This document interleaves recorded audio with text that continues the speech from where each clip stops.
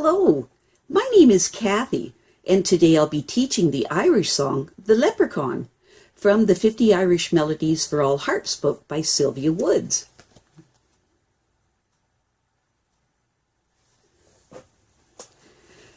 But before I do, I wanted to tell you that I have a great many videos now on many different topics, and so I've decided to make several different video playlists so that it's easier to find the videos of greatest interest.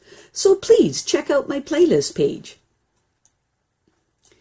The Leprechaun is a fairy shoemaker, and he gets 2 years younger with every birthday, and he always works under a waterfall.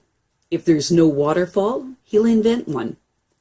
And he always has a cruish, or a jar, by his side, and it's not water that's in the jar, but a drop of Old Mountain Dew, they call it. And every time he hits the nail with the hammer, he takes a drop of the potton, and it helps him a lot, you know. And this is what happened to somebody who thought you could catch a leprechaun. See, the minute you look at a leprechaun, you've got to keep your eye on him. If you take your eyes off him, he's gone, no matter how much of a grip you have on him. But if you throw a spit out on your hand when you catch him, he can't leave you until you tell him to go. But you won't be able to see him.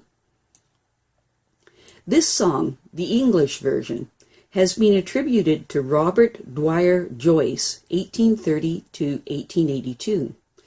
County Limerick, brother of song collector Patrick Weston Joyce. It is a certainty that Joe learned it in school. It's curious that Joe's presentations to American audiences appear to have been largely shaped by how he perceived their expectations. Having lived in the States for a number of years before he began teaching, he knew, for instance, how St. Patrick's Day was celebrated in New York. He must have thought, as March 17th approached in the academic calendar, that something involving leprechauns and fairies and strong drink would be called for.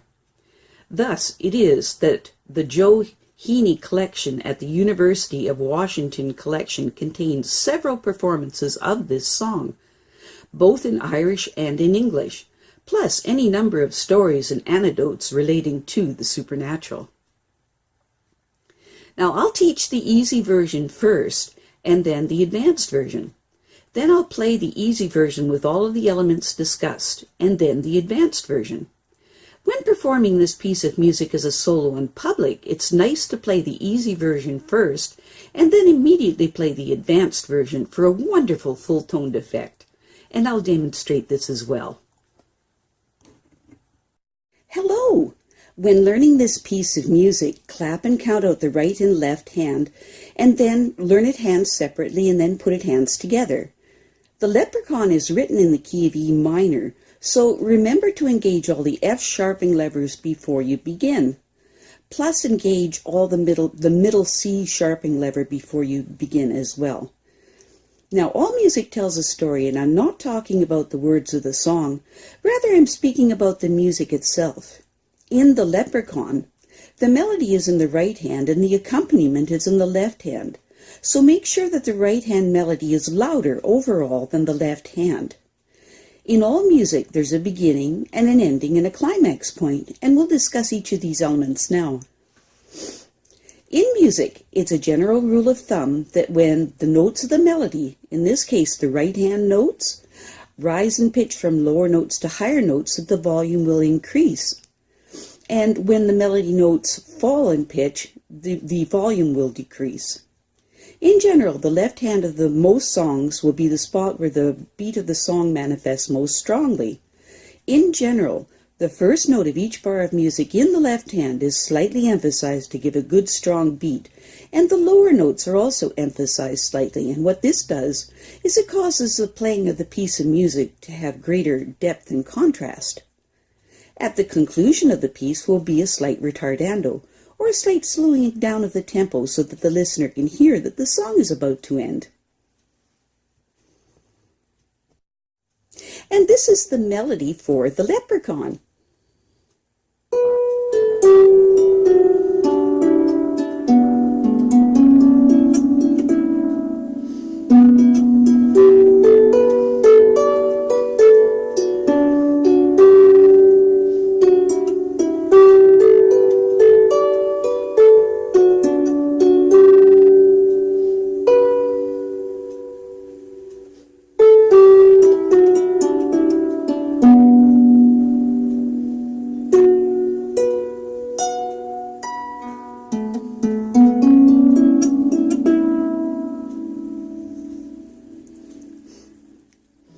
Excellent.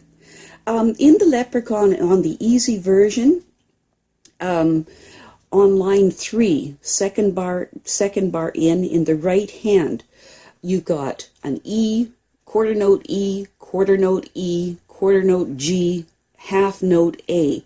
It's a typographical error there. It should be a quarter note E, eighth note E, quarter note G, eighth note A.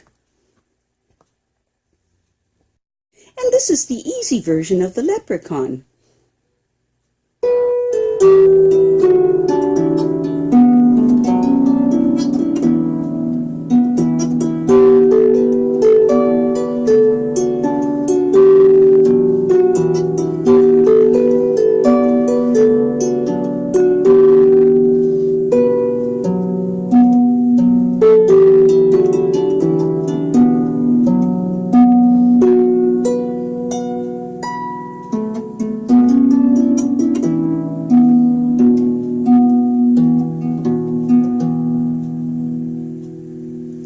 Excellent. In the advanced version of the Leprechaun, more notes have been added to the left hand to give a fuller sound to the piece of music. And remember to engage the middle C sharping lever before you begin the piece. At the conclusion of the piece will be a slight retardando, or a slight slowing down of the tempo, so that the listener can hear that the song is about to end. And this is the advanced version of the Leprechaun.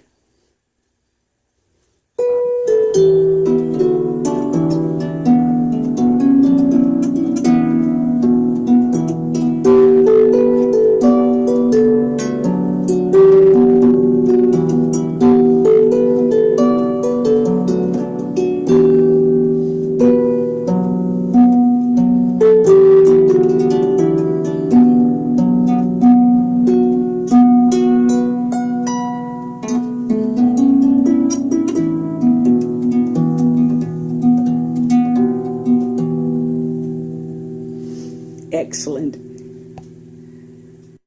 And this is the solo performance version of the Leprechaun, starting first with the easy harp arrangement and then immediately followed by the advanced harp arrangement.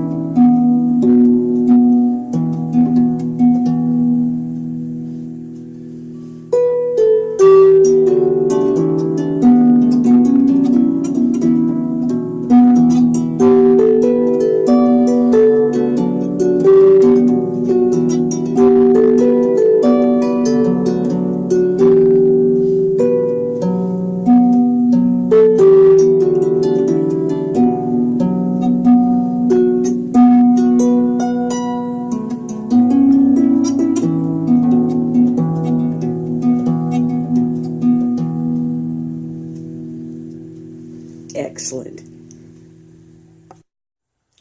I have a great many videos now on many different topics, so I've decided to create several different video playlists so that it's easier to find the videos of greatest interest. So please check out my playlist page. Well, that's it for now. To stay up to date with my latest videos, make sure to subscribe to this free YouTube channel by clicking the red subscribe button right below this video. Take care.